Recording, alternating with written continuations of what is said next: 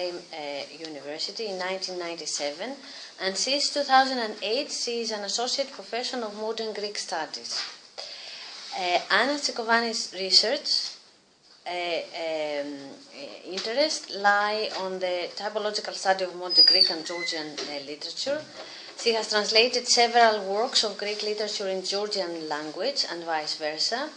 She is co-author of Big Greek Georgian and Small Georgian Greek dictionaries, published respectively in 2009 and 2013. She is the author of a monograph and several articles on rituals in literature and interpretation of ancient myth traditions in modern Greek and Georgian literature. Thank you. So today I'll speak about the blood feud or vendetta in 20th century Greek and Georgian literature. Nikos Kazandzakis and Vazha Pshavela, typological parallels. Vendetta, a social phenomenon that is also known as blood vengeance or blood feud, is a part of an unofficial set of strict rules, but unwritten codes of honor are themselves subject to change depending on cultural, individual characteristic of the person or of the circumstances. Blood feud as a social phenomenon persisted from antiquity right up until the modern era in some communities. Vendetta was practiced on the island of Crete and in Caucasian highlands in 20th century even. The paper examines the ways in which the Greek writer from the island of Crete, Nikos Kazandzakis, and Georgian writer from Caucasian highlands, Vazha Pshavela, have drawn theme, motif, and details of vendetta into the fabric of their literary works. Nikos Kazandzakis' novel Captain Michalis, UK title Freedom and Death, and Vazha Pshavela's epic poem Host and Guest provide a challenging case for the exploration of the ideological and aesthetic manipulation of blood feud in modern literary discourse. Deep structures that had channeled the most Cretan and Caucasian social and political disputes into the cultural ambit of the vendetta is represented in the literary works under consideration. The research methods consist of interpreting and comparing literary sources. I investigate the synchronic cultural context of the literary works I deal with, and particularly each author's ideological purpose, or the effect on the reader by including descriptions of blood feud in the fictional work. The literary examples that are discussed in the paper raise following questions. Is vengeance really a healing process? Can justice be achieved by new violent acts? Is it part of human nature? Nikos Kazandzakis and Vazha Pshavela show through literary work that the notion of honor may contradict to itself. For example, blood feud that requires revenge is opposed to the sworn brotherhood between enemies, or the fact that the victim-to-be is suffering from physical disability, in one case, or the custom of hospitality that obliged to defend the guest in the other. Vazha Pshavela, the pen name of Luka Razikashvili, prominent Georgian thinker, poet, and writer, was born in small Pshavian village of Chargali in Caucasian mountains in 1861. The national epic works of Georgian poetry in the end of the 19th century and the revival of poetic epos are connected with his name. Heroism, tragedy, and humanity define the epic creativity of Vazha Pshavela. In his best epic compositions, Vazha Pshavela exposed the problems of interaction between an individual and a society, a human and nature, love and duty, rights and personal beliefs. The poet's preferences are strong-willed people, their dignity and zeal for freedom. Nikos Kazandzakis, a Greek writer and philosopher, was born in Heraklion, island of Crete, in 1883. He is considered as the greatest Mediterranean novelist. Although Kazantzakis left Crete as a young man, he returned to his homeland constantly in his writings.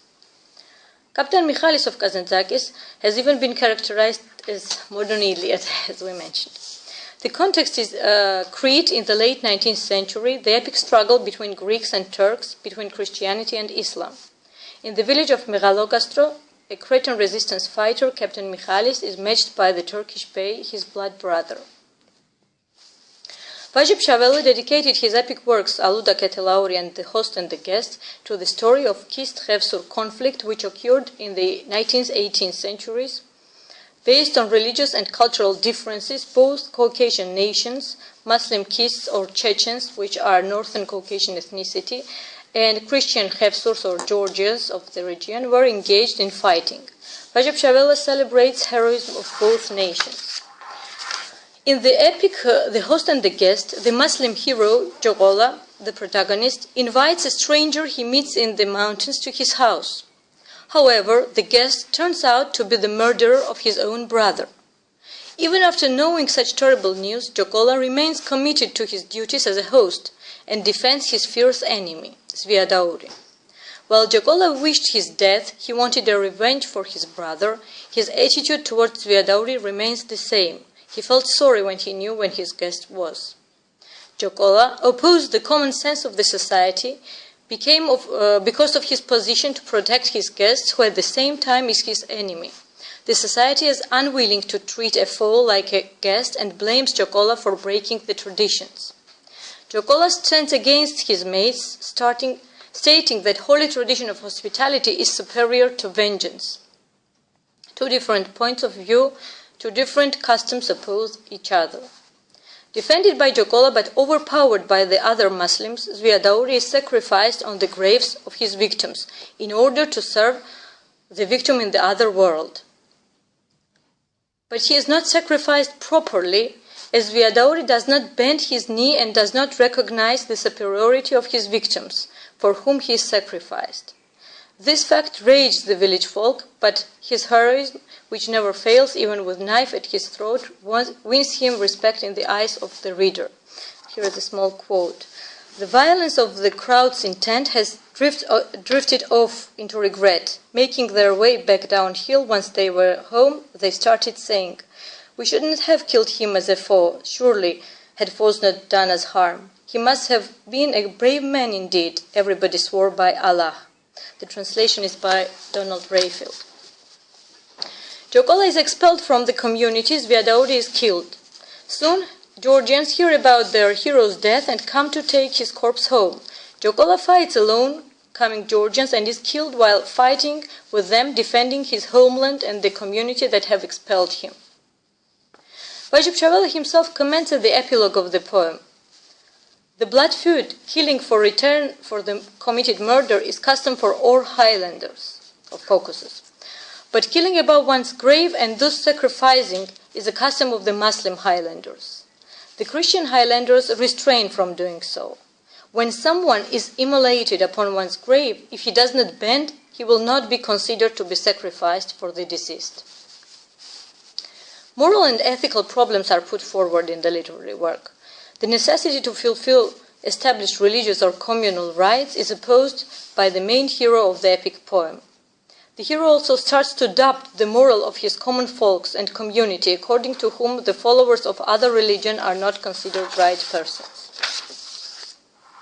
But the members of the community who dare to think differently are outset, cut off by the community which sacrificed them.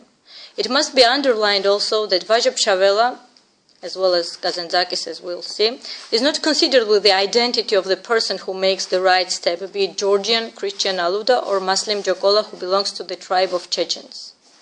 The major point that he stressed concerns the way a man must behave. These heroes are left in solitude without the support and understanding of their countrymen, but the readers do favor them, which speaks for the writer's victory.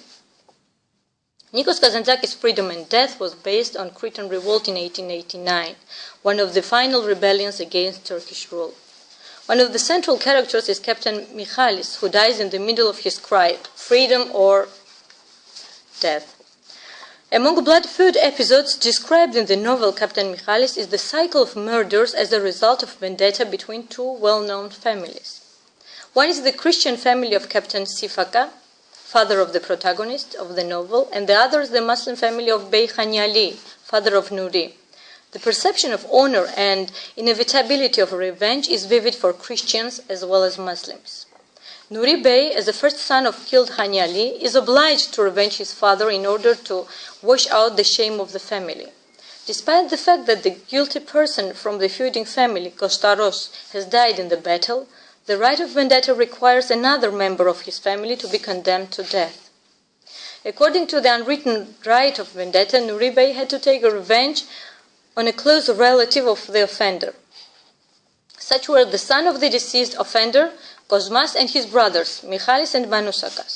The first one was underaged, and the revenge could not be taken on him according to the unwritten rules. And Captain Michalis was his blood brother, this making him also an acceptable candidate for revenge.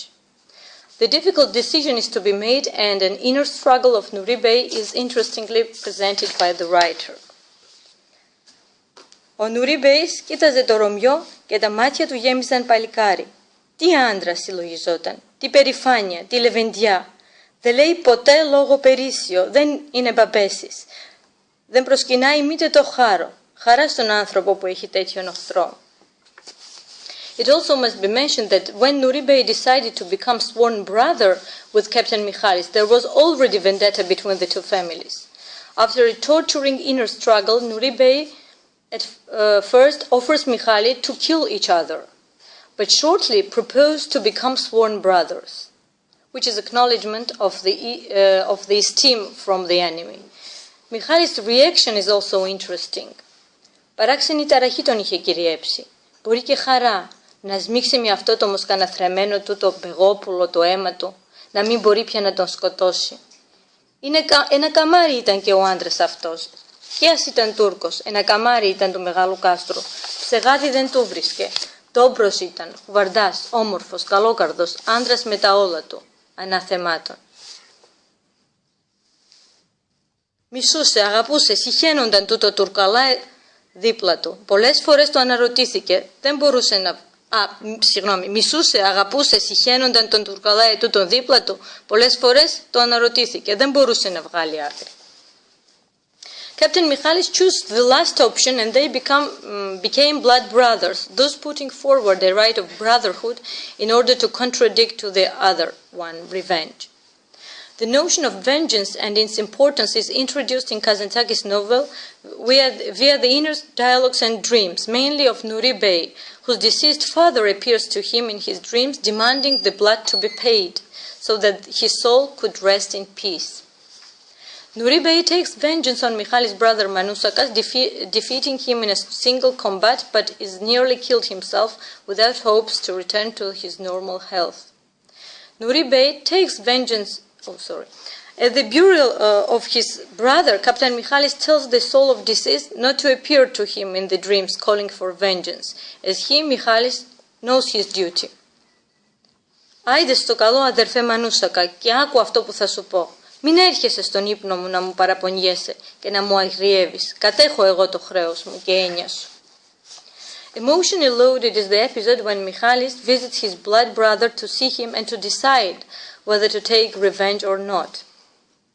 Kazantzakis shows understanding of the tragedy of the feuding society in the character of Nouri Bey, who commits suicide after Captain Michalis chose not to take a vengeance on him, seeing Nouri Bey's misfortune.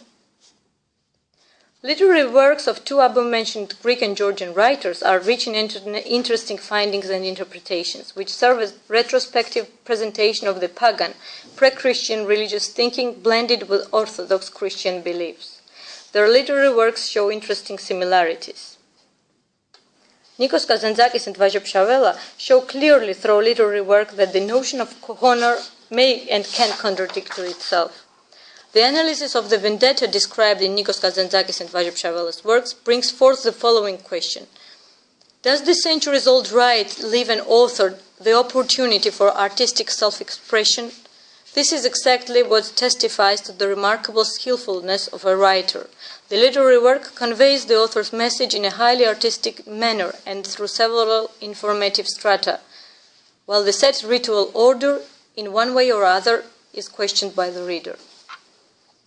In the works considered in the paper, Nikos Kazandzakis and Vazha Pshavela accentuated description of religion, rites and customs, all what forms the foundation for their modern culture and subsequently determines their homeland's lifestyle.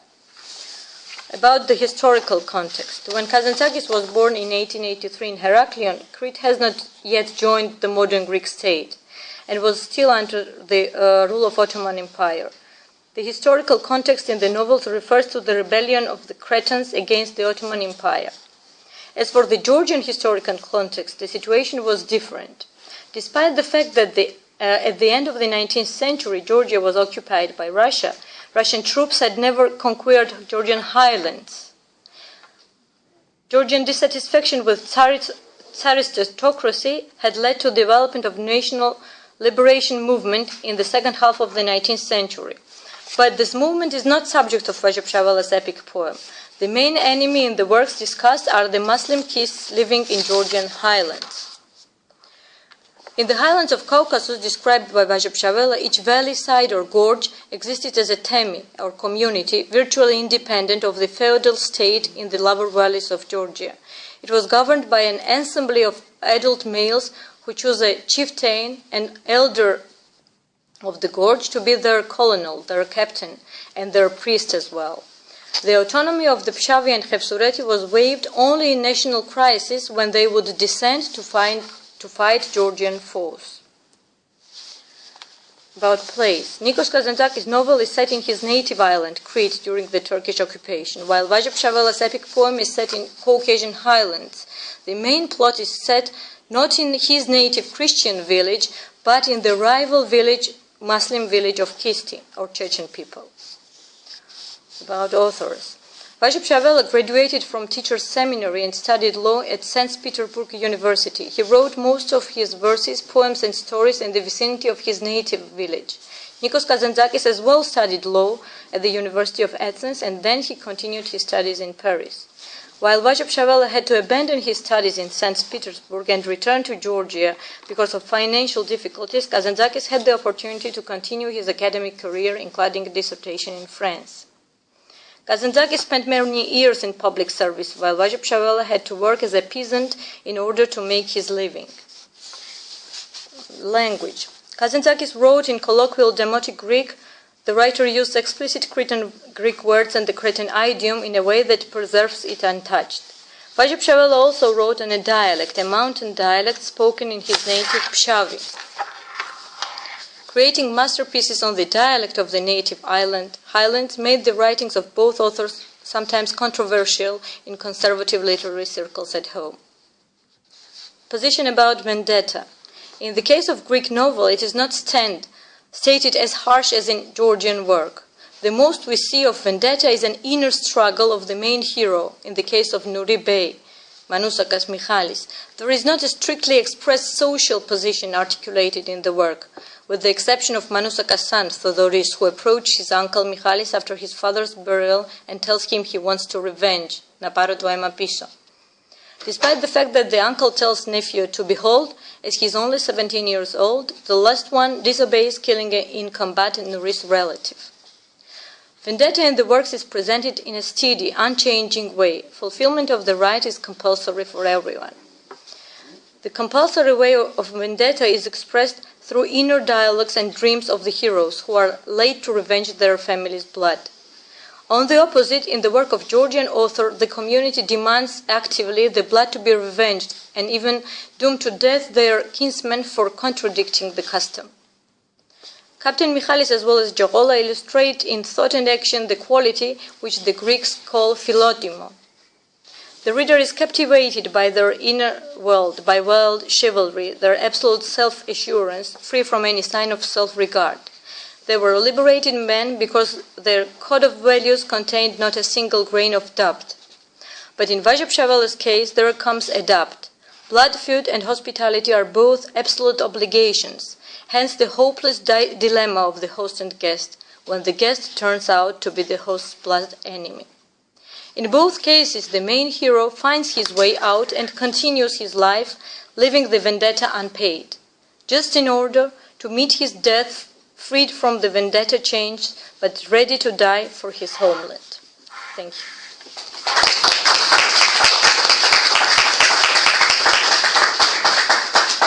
Thank you very much, Annie. I think a conference on Cretan literature would be incomplete without mentioning the vendetta.